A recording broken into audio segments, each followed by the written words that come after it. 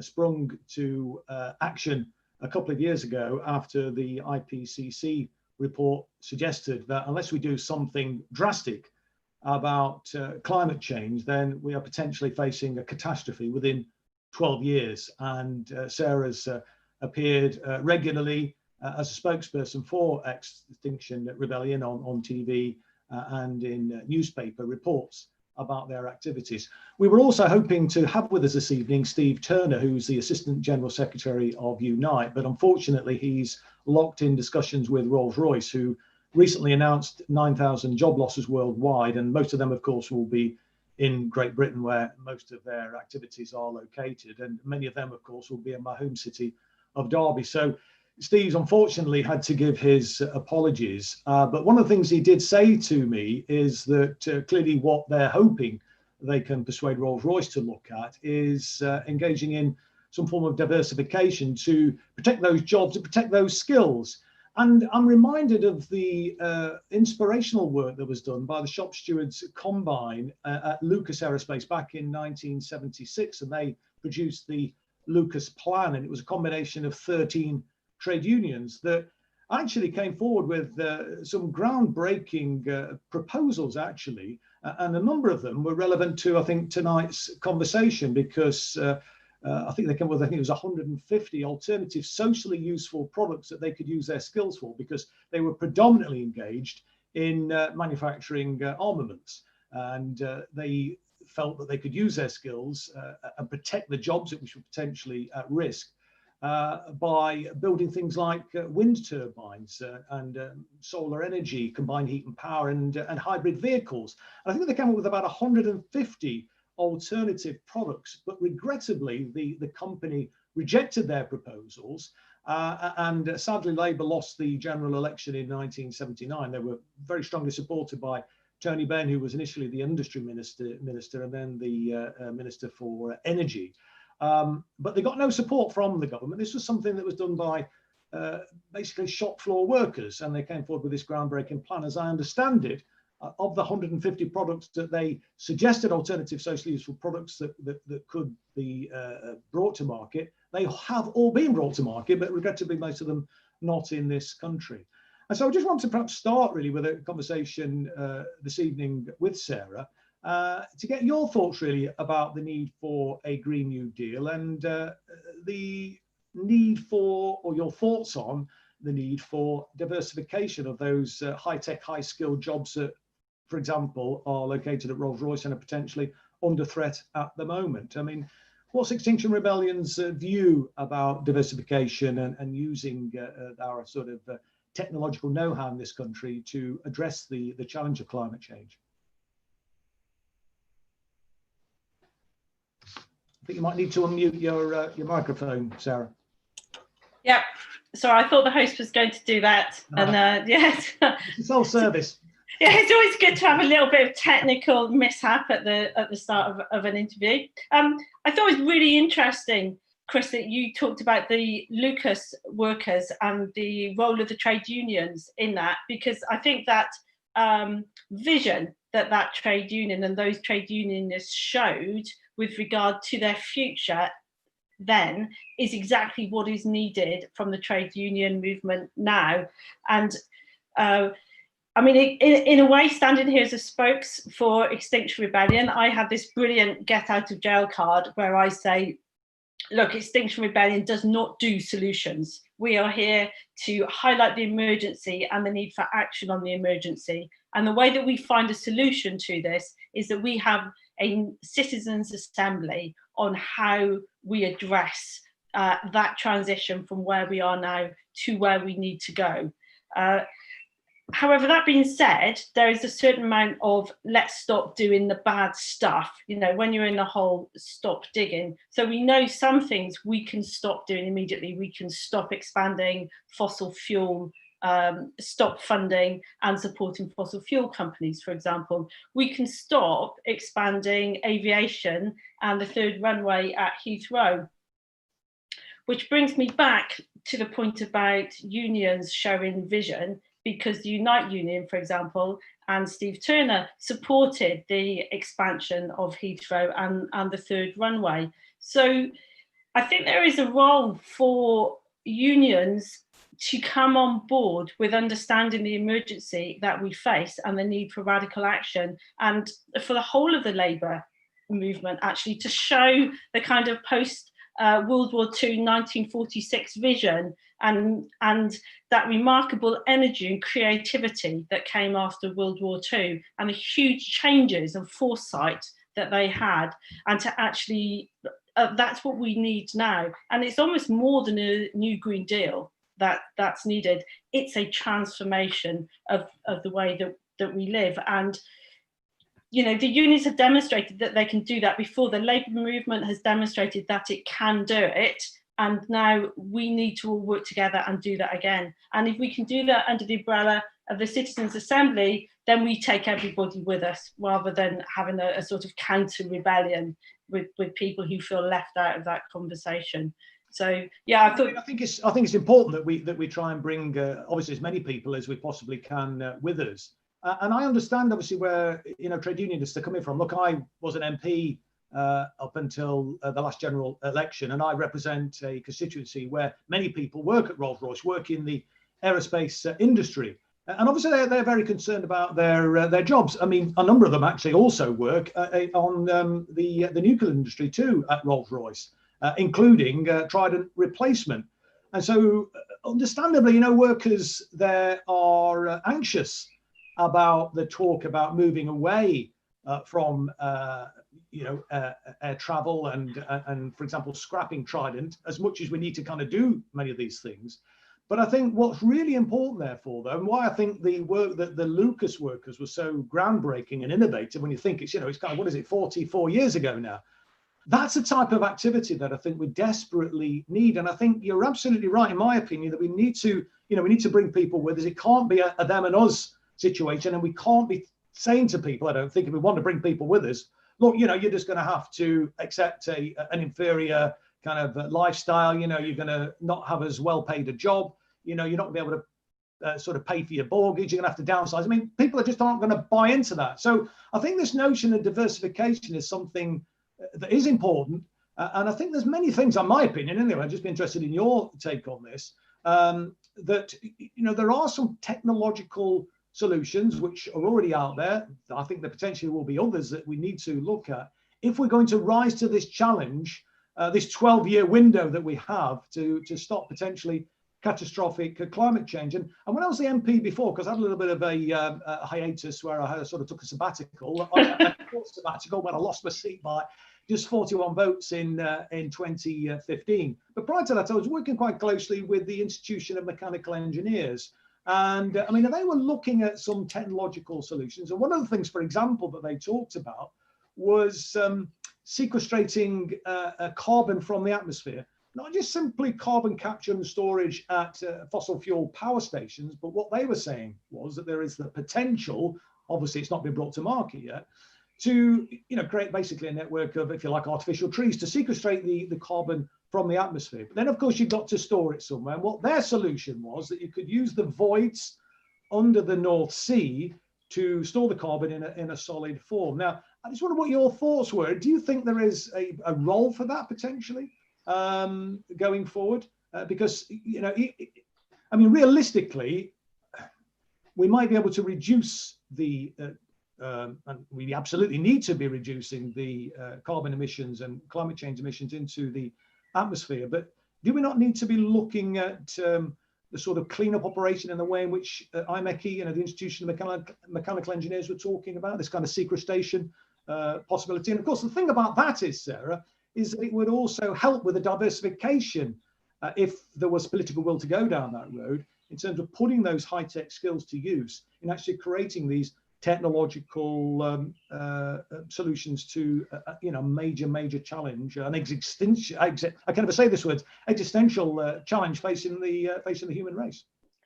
So you touched on a whole range of issues there, Chris, which I'm not sure if I can unpick all of them. But so if I can start with the very nature of the challenge that we face. So we are currently at the moment on course for 4 degrees of warming. So at 4 degrees of warming, there is no way that the society that we live in today is able to function. You know, if we think of the impact that COVID has had on the way that we live, the impacts we are going to suffer from climate change will not stop, and they will just carry on increasing as major weather events happen time after time. There is no normal now. Whatever we face this summer, next summer we are going to face an even bigger impact from our changing climate.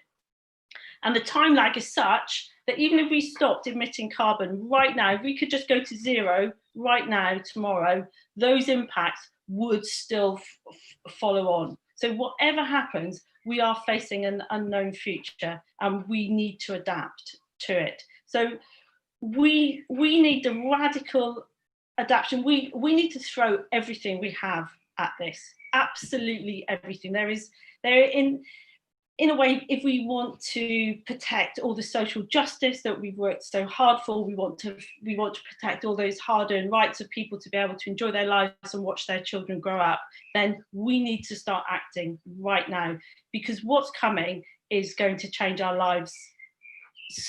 It's so unknown. So we know we have to act. And like COVID, we didn't address the issue to COVID and the pandemic, and it's costing us more now because we didn't do the work when that risk was foreseen. So we know we have to act. And the creativity you talked about of the mechanics and the engineers, we need all of that. We need it to reduce carbon as fast as possible. And when at the first part of the lockdown, when we were being asked, is your journey essential? Do you need to make your journey? In a way, everything we do from now on needs to come under that umbrella. Is it essential that you use this carbon, or can we use it for the transition to a zero carbon economy? Is it essential that you go and catch this plane, or is it absolutely essential that your children have a future in which you know that they can access food and water? Because those are the fundamentals that we're talking about, and that very gritty reality and those brutal truths are not communicated to people. So when you're saying to the people who work in Rolls Royce and they come and talk to you as an MP or talk to their new MP, and they're worried about their future and protecting their jobs from the Green Brigade, the actual message that we need to be talking to people about is you need to protect and defend your future right now. And it's not from the Green Brigade, it's from climate change, and it's from the collapse of our natural world. So yes, we do need a transition, and we need to start doing it right now. But the idea that we are going to live the same lives, but with a slightly different energy supply is completely misguided. And it's simply not true. It's not what our lives are going to be like. How can we win people's hearts and minds then, Sarah, do you think? Because clearly to take people with us, I mean, there's this reality that people have been living. There's a reality that we've got right now with COVID, or actually some people quite like it, actually, this kind of different pace of life. You know, many people have said, wow, I can hear the birds sing, you know, I can hear the church bells, you know, not so much traffic, less pollution. So in many ways, you know, some people have quite enjoyed the consequences, but of course, the consequences have been quite dire for some particularly low paid workers, people in precarious employment who haven't benefited from the furlough and so on. So, you know, there's a lot of downsides, and that's frankly down to government policy. They could have done a hell of a lot more to protect people, but of course that's, you know, a political priority. But there's a reality what people have, there's a reality now, and then there's this, you know, reality which I think you and I certainly signed up to, but how can we get people to recognize the potential catastrophic consequences? Because if we don't do anything, you know, well, we're just done for, aren't we? You know, it's the end of the human race, and it's trying to get that reality through to people, winning over hearts and minds. How do you think we can we do that? And why, when you're answering that question, what sort of response have you been getting from parliamentarians and other politicians across, you know, the political parties, from, you know, Labour, Tory, Lib Dem, Green, SNP, Plaid Cymru, etc.? Yeah. So and trade unionists as well, actually. What sort of response have you been getting, if any, from the trade unions? So winning hearts and minds, parliamentarians and the trade unions.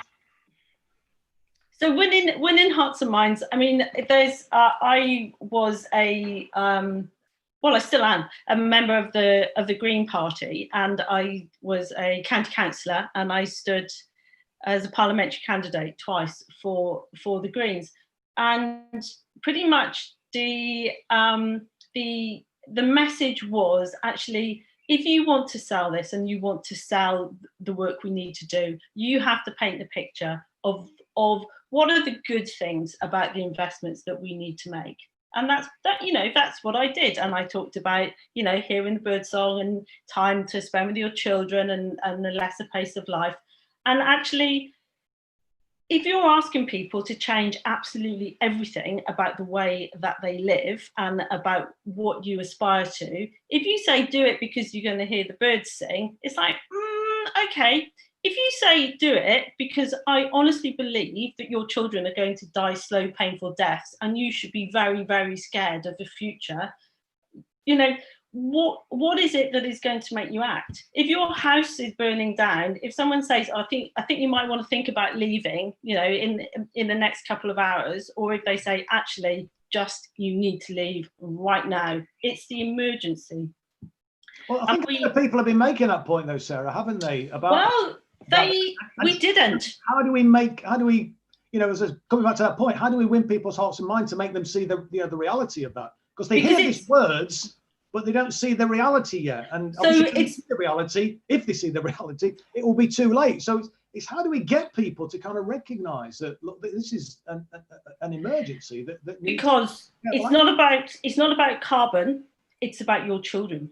And that's a very distasteful message, and that's what Extinction Rebellion has had a lot of flack about. That we're scaremongers, that we're scaring people. But actually, I really believe that we are telling the truth. If you want your children to have a chance of growing up, and you want to see grandchildren, and you want to know that you are not sending your children into a very bleak future, then we need to make those changes right. We need to start now. If you want to defend the security in your lives, or if you want security, we have to make those changes. And the workers in Rolls Royce and the workers in the aviation industry, you are in danger of being employed in stranded jobs. We know our use on fossil fuel is going to have to stop. It's either going to stop now and we're able to we're able to move to a different way of life, or if we carry on, it's going to be a car crash, which COVID-19 is just a warm-up act. It's and that's not me saying it. That's people like McKinsey have had 2 reports out laying out very frankly, very brutally, what happens if we don't make those changes. So I mean, I don't know, if I knew how to win people's hearts and minds, I'd be in government instead of sitting in the road. I mean, maybe that's how you do it, actually, because that's what put XR, and that's what a lot of the major changes that have come about in the past are, because people have said, I will no longer put up with this, and I am no longer going to obey either the social norms or even the law, and I will break the law to make this point. So, okay, moving on then to the kind of parliamentarians, what kind of reaction are you getting from parliamentarians? I mean, have you got any sympathetic MPs who are prepared to bang the drum and make the case in the House at the moment?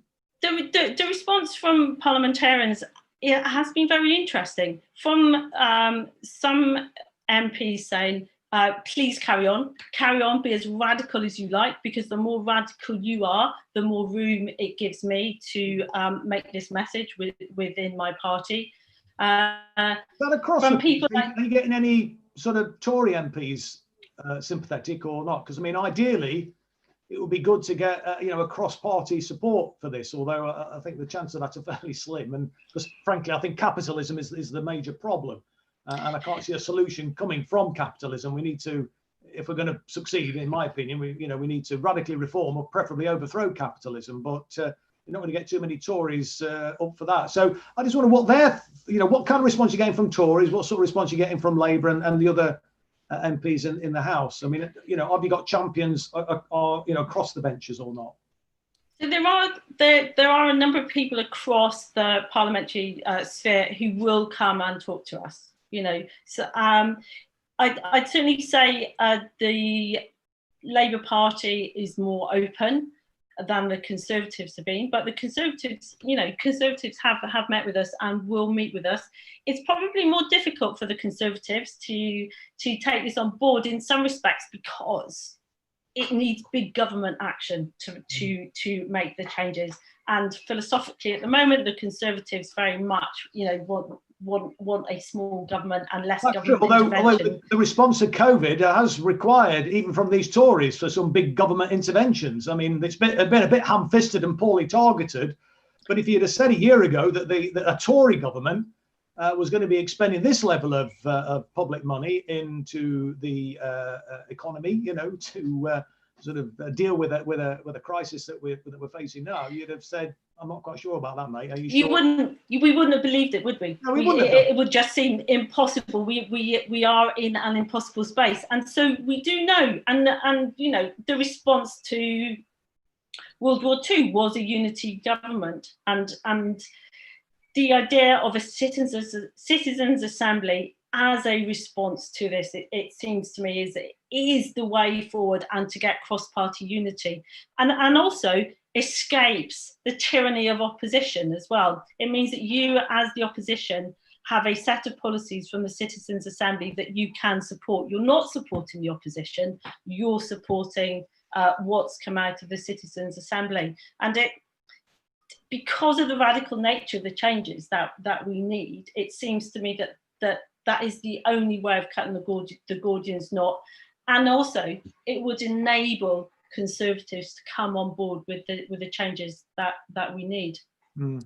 And the truth-telling of a Citizens' Assembly, the evidence, because it would have to be public, of people actually understanding the enormity of what we face, because we're not told it. If a climate emergency was on the newspapers and the telly every night, like COVID is, people would start having some understanding of what it is we face and why we need to change. And and you're right about the markets and capitalism. It's killing us. We cannot carry on forever expanding the economy, expanding GDP. It's a dead end. I saw a piece with George Monbiot. He did a comparison between capitalism and cancer. The way we deal with capitalism is a cancer. The way that we deal with cancer is that we cut it out.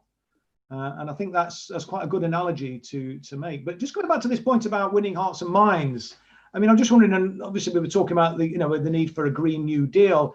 Isn't a Green New Deal one of the ways in which we might be able to win hearts and minds by saying, look, we're going to support diversification? And is part of the Green New Deal, do you think, the potential to massively reduce the demand for energy through retrofitting the existing housing stock and commercial buildings as well, for that matter, to make them much more energy efficient, so they don't use as much energy in that sense, preferably no energy if you can insulate them sufficiently, and also ensuring that we ramp up the building regulations to ensure that all new build, I mean, obviously there has been some improvements in that, but there's still a long way to go. And of course that would generate hundreds of, well, potentially millions of decent, well-paid, long-term jobs, wouldn't it? I mean, what's your thoughts on that? Yeah, so we absolutely know that we have to transition away from fossil fuels. We have to transition towards renewables, and in doing that, the amount of energy available to us is going to reduce hugely. So it has to be a two-pronged approach, and the problem is, okay, we are reaching that point where we do not have enough energy to be able to make that transition. So we've used the budget up. So we have to do so much with such a small carbon budget that we have left. So yes, absolutely, we have to insulate every single home in the country. We have to replace every single gas boiler in the country. I think it's 10 million of them. We have to electrify our entire transport system, and we have to do all of that within a minuscule carbon budget. And at the same time, we have to make sure that the energy supply moves from carbohydrates to renewables. And it's such a massive undertaking. And whether we can still do it or not, is a moot point. It's possible that. that you know, we run out of energy to do it. So, and which comes to your point about carbon capture and nets. So I would argue that rather than creating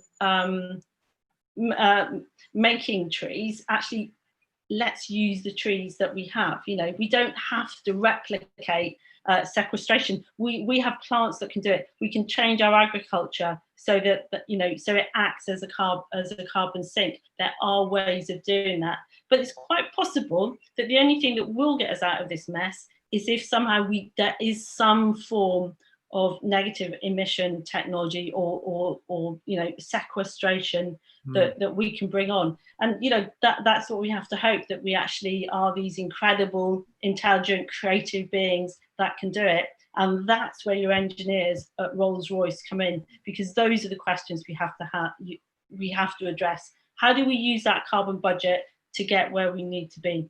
How do we change the economy so it's based on planetary repair, not on consumption? So, and it's, what does it look like? A lot of this is down to political will. And I was interested in your point about let's use nature, let's just, you know, use trees because they're great at sequestering carbon from the atmosphere. And one of the questions I was going to ask, and we're getting lots of questions coming in from viewers actually, so we'll need to start to put some of those to you in a moment or two, if that's okay, Sarah. But one of the questions I did want to put to you was about this issue about reforestation. And when we're talking about diversification in terms of Rolls Royce and you know, engineering, etc., is there not a case for diversifying our agriculture as well? And would it not be a good thing to, and I'm sure you'll probably agree with this, to reforest, you know, much of our uplands, move away from grazing, move away from the kind of shooting industry, the grass shooting industry, etc.?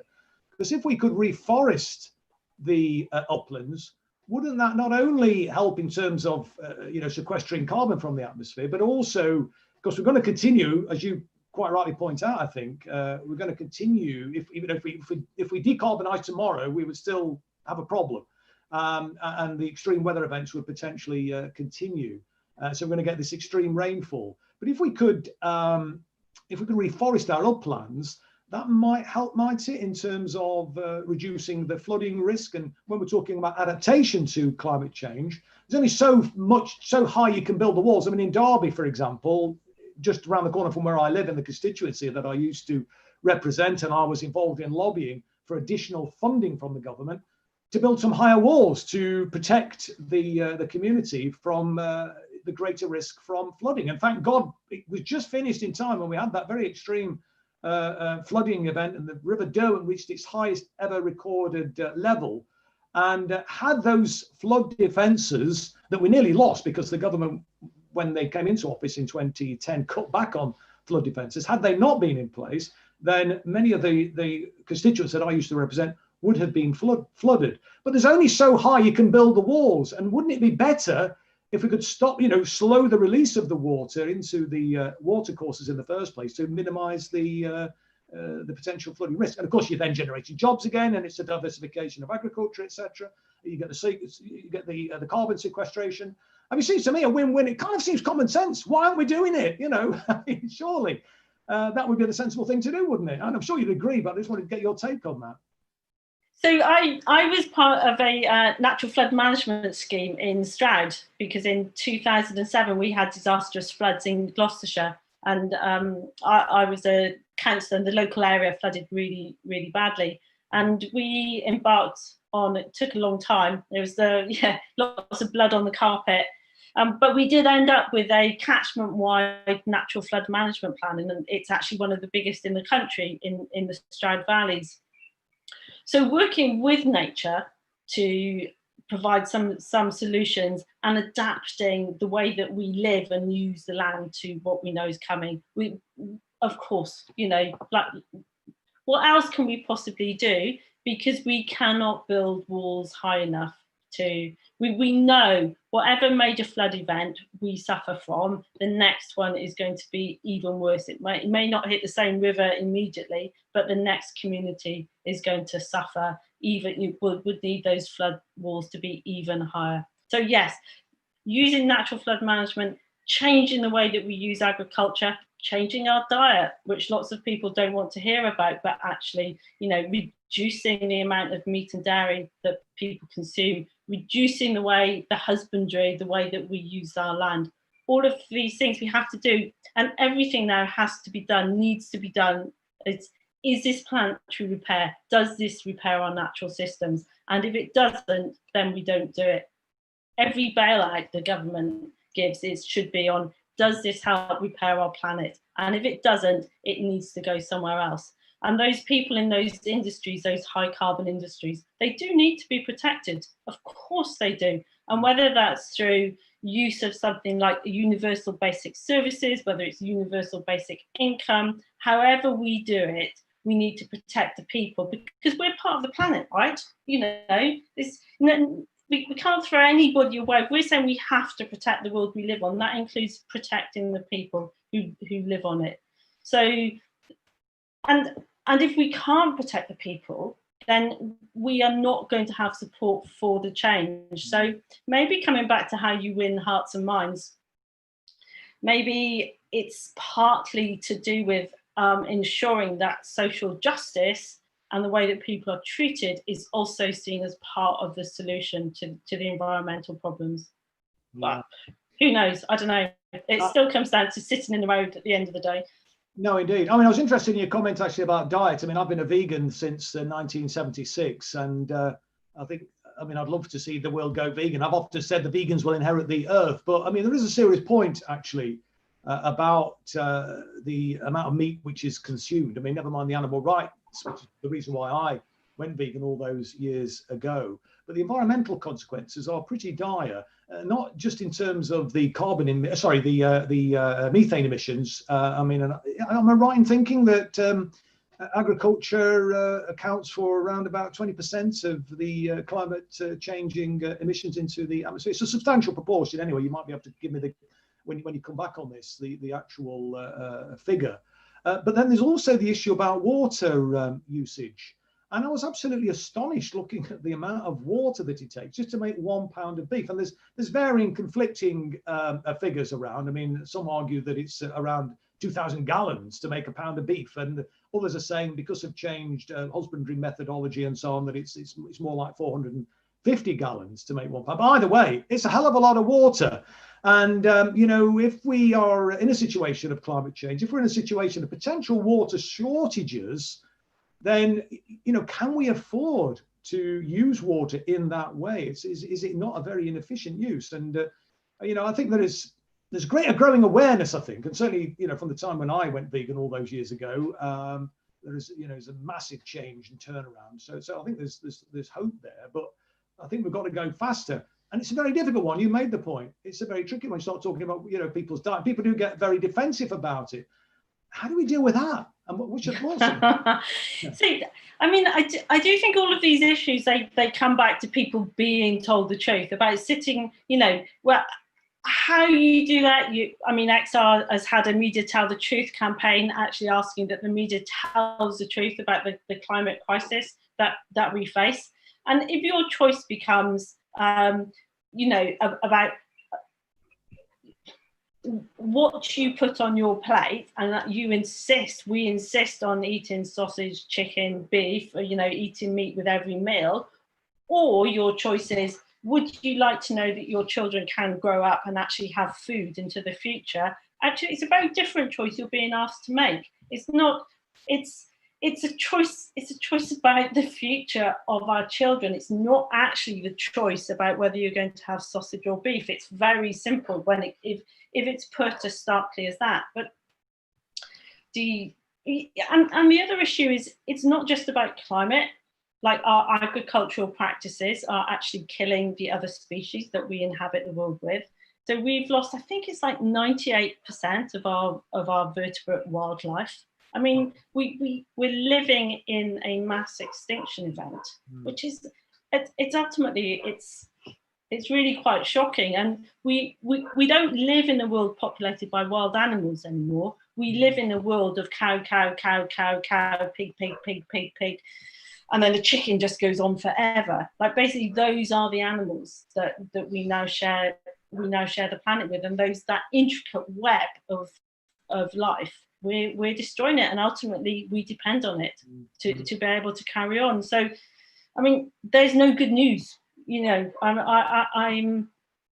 I have very little hope sometimes, other than the future is not set. As COVID has shown that we can make radical change, it is possible. But if we carry on business as usual, farming as usual, then there's very little hope. Look, I agree with that. But look, I see Extinction Rebellion and the kind of environmental movement, the growth in the animal rights movement, and the growth in the kind of progressives around the country and the world, for that matter, as a source of hope. And there's a wonderful quotation, which I often use when I'm speaking on public platforms, from the Shawshank Redemption, where Red Redding says to Andy Dufresne that hope is a very dangerous thing. When you're incarcerated in the prison, as he was. And he said, no, Red, hope is a good thing, maybe the best of things, and no good thing ever dies. And I think we've got to keep hope alive, I think, to, inspire and encourage people to, fight the fight. Because if we lose hope, then we, we're finished. And as I say, I see, Extinction Rebellion as a ray of hope. But look, let's go to some questions, Sarah. You might want to come back on that. When you some of these questions. But there's an interesting one here, and it's one of the points. I mean, there's many other points I wanted to raise with you, but there's a lot of greenwash going around at the moment, and indeed some of the so-called green technologies are actually, environmentally degrading the environment themselves. I mean, one of the examples, for example, is the use of biomass, and you kind of got some environmental organizations like opposing the kind of fossil fuel industry, coal industry, etc., but getting behind the logging industry, and there's the real issues and dilemmas about that. So I think, yes, going back to my earlier point, we need technological solutions as part of the package, as it were, but they need to be the right technological solutions, because one of the things we need to be careful of is the way in which the billionaires have colonized the environmental movement. And it's grassroots movements like Extinction Rebellion, in my opinion, that should be leading the way, not the billionaires. But there's a really interesting question here from Unity News, which perhaps you could pick up on that point I've just made, because this relates to it. And they ask, how do we use renewable energy when it means deep mining for cobalt and other ingredients for components? What's your thoughts on that? So there is always going to be a environmental price that an environmental cost to any development. And so what we are going to have to do as we move forward in the future, and the decisions that we're going to have to make is that environmental cost outweighed by the benefits that it is going to bring us in the future? So is the environmental cost of moving to renewables so great in terms of us being able to leave fossil fuels behind that it is worth taking? At the moment, what we are doing is we are adding renewables into the energy stream while at the same time carrying on with the fossil fuels. So we haven't really reduced our use of fossil fuels at all. All we've done is we've added renewables into the mix. But if we used renewables and we let go of fossil fuels and moved away from them, then I think there would be a benefit. That cost of using them would be met. So the benefit would be greater than the cost. And that analysis was not done with BECCS. I mean, everybody knew that it was a stupid idea to start burning wood pellets at Drax. Everybody, every environmentalist you asked went, do not go around cutting down forests in America, shipping them over and then burning them in the UK. Everybody knew it was a disaster. So, it's when governments start getting driven by targets and by this like a consumption economy and a need to grow the economy that we're in trouble. And I don't know how to do it. I do not have the answer as to how we refashion and retool our economy so that we are no longer driven by economic growth. But I absolutely know that we need to do it and we need to move away from it. And the truism is... To know the type of growth, though, Sarah, rather than necessarily saying there should be no economic growth. Because, I mean, you get economic growth, don't you, from, for example, investing in public services and better social care and libraries and parks, etc. because you're putting money into the economy, people are spending that money in the economy, you're getting that kind of virtuous circle in that sense. So I mean, isn't it the type of growth rather than growth per se that we don't want growth, but isn't it the type of growth that we have? So so there's this idea that somehow we can decouple the environmental impact we're having on the planet from economic growth, and there's been some studies done and some work towards saying that this is beginning to happen. But the actual fact is, as we grow the economy, the harm that we are doing to the world around us has been growing. So it grows in terms of the fossil fuel we use, and it grows in terms of the impact we have on biodiversity. So we have not ever managed to decouple economic growth from the harm we're having. So would you take my point though, Sarah, that if you did do that decoupling and you kind of, the economic growth that you were talking, frankly, I think GDP as a measure of economic success is a very, very crude and imperfect measure. Because look, Britain's supposed to be the 5th biggest economy in the world, and yet we've got 14 million people living in poverty. I mean, how does that happen? I mean, it's, it clearly is a very imperfect measure of economic success. But I mean, just come back to that point though, if you're investing in, good quality public services, better healthcare, better social care, education, parks, etc., this generates economic growth. That's kind of good growth, isn't it? What's wrong with that? Why would you have an objection to that? Surely it's the kind of growth which degrades the environment that's the problem, isn't it? So I wouldn't object to investing in public services. So, and it was George Monbiot actually who talked about us being able to have that our lives be publicly, we have a lot public luxury, yes, and that we actually live, privately, almost austere lives, and that we share the luxuries. But that kind of economy would not, it doesn't grow in, you don't get return on capital. It's not capitalism, it's not economic growth as we measure it and use it at the moment. And so a different form of index and indicator, like the use of well-being indices and the use of planetary repair. So if we judge that our economy is growing, if we repaired the planet, then okay, yeah, let's have economic growth. But it needs to be a very different measure from the one that we have at the moment, because it's killing us, literally. Fans of Star Trek would recognise this. Spock might say it's growth, Jim, but not as we know it. Perhaps is what we're looking at. Maybe. But look, just moving on, picking up on your point that we were just discussing there, which is a kind of follow-on really from. I've not got the name of who this is from, unfortunately. But anyway, basically, this questioner is asking, with wind, hydro, and solar, what level of fossil fuel independence could we now realistically be? In other words, I think what he's saying is, how much could we rely on renewable energy and as an alternative to fossil fuel? I mean, what percentage realistically at the moment do you think we are in terms of, because as we know, still a large proportion of our energy is provided by fossil fuel power stations, isn't it? Yeah, I don't know the answer to that question. I can't remember, I know there's been points in the last couple of weeks where the electricity supply, I think over 50% of the electricity might have come from renewables. But transport is one of the biggest sectors of fossil fuel emissions. I think it's the biggest actually right now. So our fossil fuel use, is still huge, and also accounting for all of the imported emissions as well, because as all of our manufacturing has been offshored, a lot of the energy use in the manufacture of products that we then consume, we've exported the manufacturing and the emissions, and we then use the goods and services. So those emissions have been offshored as well. So that's all driven by fossil fuels as well. So yeah, we're huge users of fossil fuels.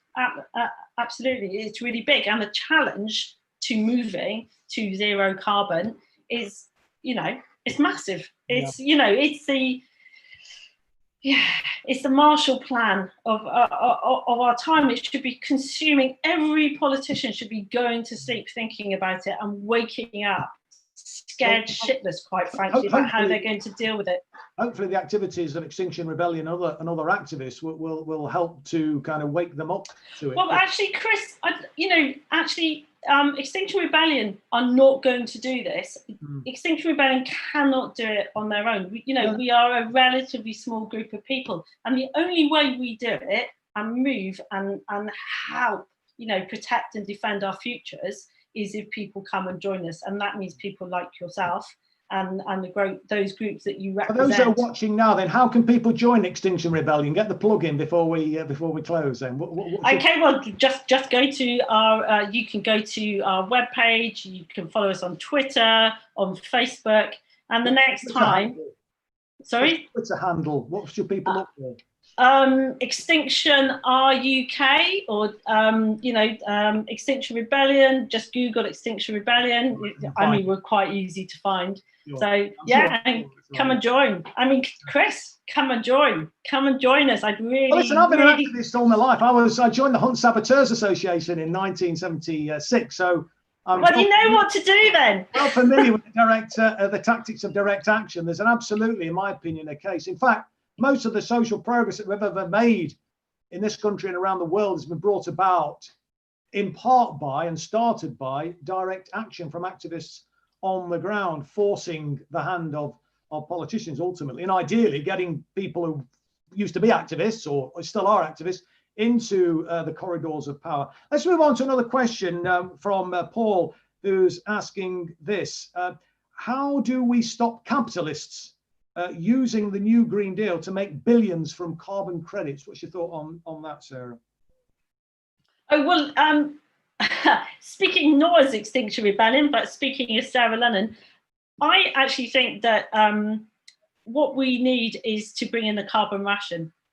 And so there is an individual carbon ration, a per capita carbon ration for everybody who lives in the United Kingdom. In fact, globally, you have a carbon ration. And if you want to buy anything, there is a carbon cost to that you have to pay. So you can pay financially, and then you pay the carbon cost as well.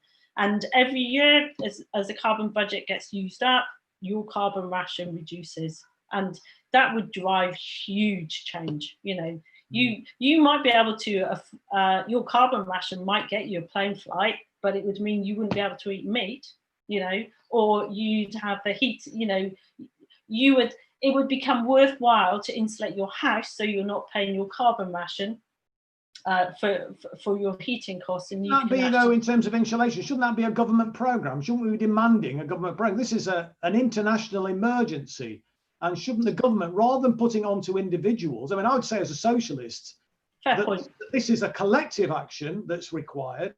I'll give you that, Chris. Government action, government intervention, because at the end of the day, it's only going to be middle class people that can afford to, make those sorts of changes too. No, absolutely. I think how we do it, and the role of government within it, because it is a duty of government to protect the citizens of the country. And so the role of government, who pays for the insulation?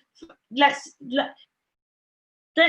where the role of a citizens' assembly suddenly comes in, and those decisions. So then, rather than it being seen as, well, why is the government insulating your home? It's like, oh, the government's insulating your home and my home, so that we have a future for our children, so that my babies can grow up. And so, yeah, okay, I was just trying to give an example of if you had a carbon ration, how it might impact the decisions, the day-to-day decisions that you might make, or even your investment decisions, because there's going to be a carbon cost to everything you now choose to do. We want to have a Zoom call. There's an actual carbon cost to doing this, There's an interesting question here, actually, about hemp, if you're familiar. Oh, yes. What do the panelists think? I'm going to bat this one to you, Sarah. What do the panelists think about using hemp filled? Hang on, I've lost my place here now. I think because another question has come in. Oh God, where is it now? Yeah, sorry. What do panelists think about using hemp to build with mere risks like hemp create?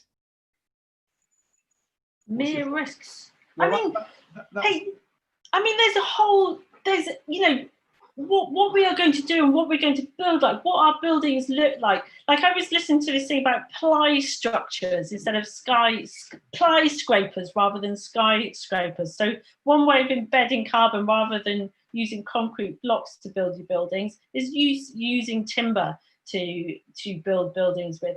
This using hemp, all of that stuff starts sequestrating carbon rather than burning it. So actually using those natural processes to start drawing carbon down out of the atmosphere. Of course, let's explore everything.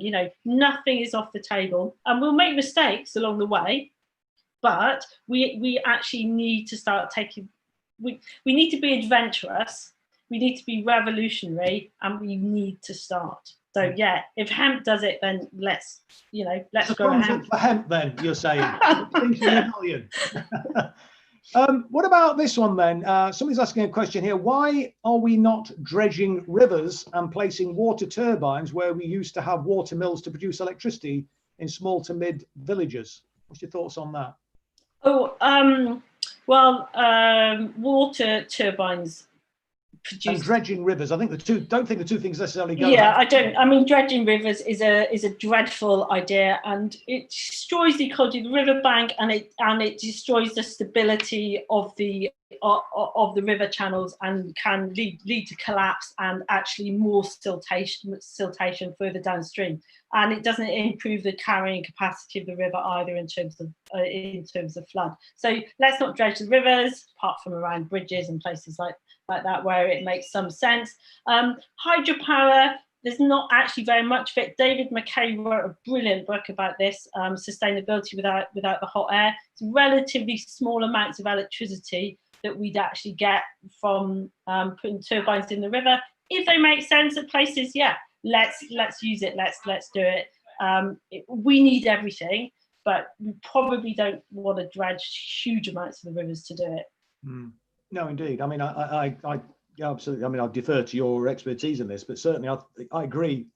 Dredging rivers is not a great thing. Water turbines are a good thing. I mean, when I was leader of the council, I ensured that we invested in a water turbine plant next to the weir in the centre of the city, which was adjacent to the council headquarters, and now that generates most, if not all, of the electricity for the council house. So it's been quite a positive, but I think we need to do a damn sight more of that. We're not doing anywhere enough.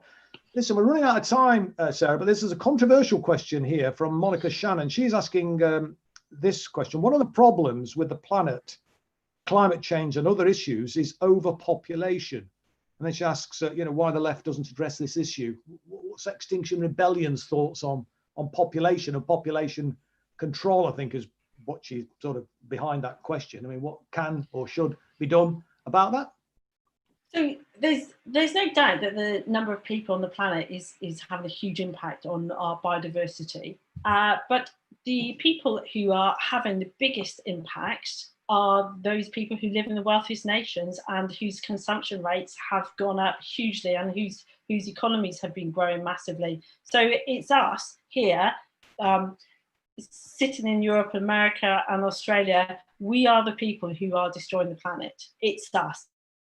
It is not the huge number of poor people in Asia, Africa, South America. Those people's impact on the planet is relatively small. So expanding our economies, expanding GDP, capitalism, that's what's killing the planet. It's not population per se.